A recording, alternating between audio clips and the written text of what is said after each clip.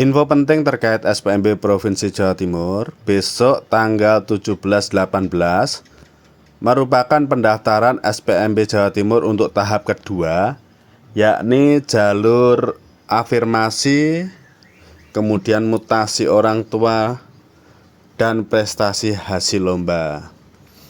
Yang perlu kalian tahu bahwa untuk tahap 2 ini kalian hanya bisa memilih satu sekolah saja. Kita akan lihat terkait dengan pendaftaran untuk jalur hasil lomba. Ini merupakan prestasi hasil lomba. Ketentuannya, prestasi hasil lomba itu kuota yaitu 5%, yang terbagi 2% untuk prestasi hasil lomba akademik dan 3% untuk jalur prestasi hasil lomba bidang non-akademik, ketua OSIS atau MPK kepanduan, dan penghafal kitab suci sebanyak 3%. Untuk kuota golden ticket ketua OSIS sebanyak 1 calon murid baru. Kuota golden ticket penghafal kitab suci sebanyak 1 calon murid baru.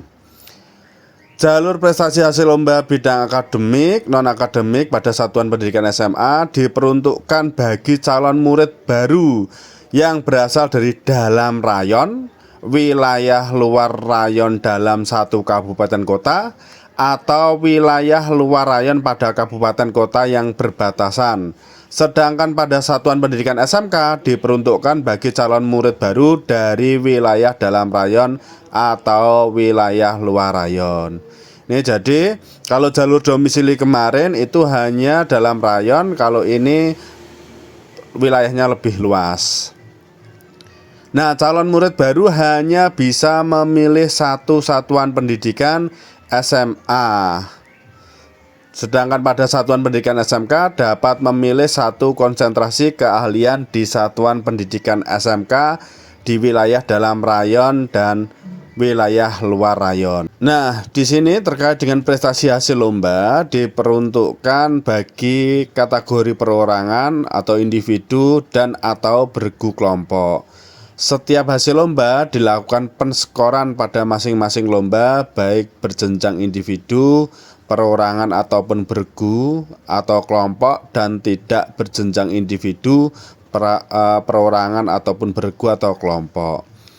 Adapun prestasi yang bersifat bergu atau kelompok, maka jumlah yang diterima di satu satuan pendidikan tidak boleh melebihi 2 orang dari setiap jenis perlombaan. Jumlah sertifikat piagam yang diisikan diunggah dalam sistem dan sebagai dasar seleksi adalah maksimal 15 sertifikat piagam yang telah dimiliki oleh murid baru.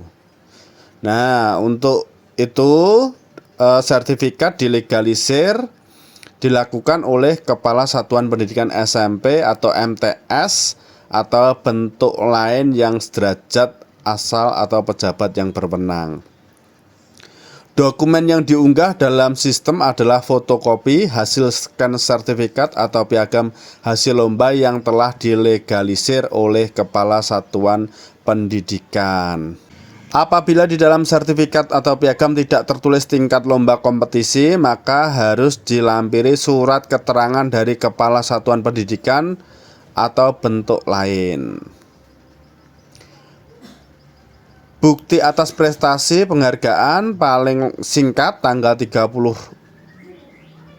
April 2026 dan paling lama saat murid baru tersebut masuk diterima sebagai murid baru di kelas 7. Jadi untuk prestasi SD tidak bisa diterima.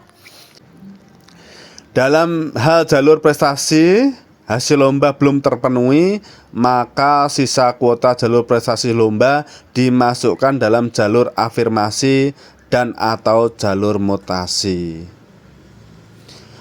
Dan hal kuota jalur pada tahap 2 belum terpenuhi, maka sisa kuota dimasukkan dalam pemenuhan kuota SMA atau SMK.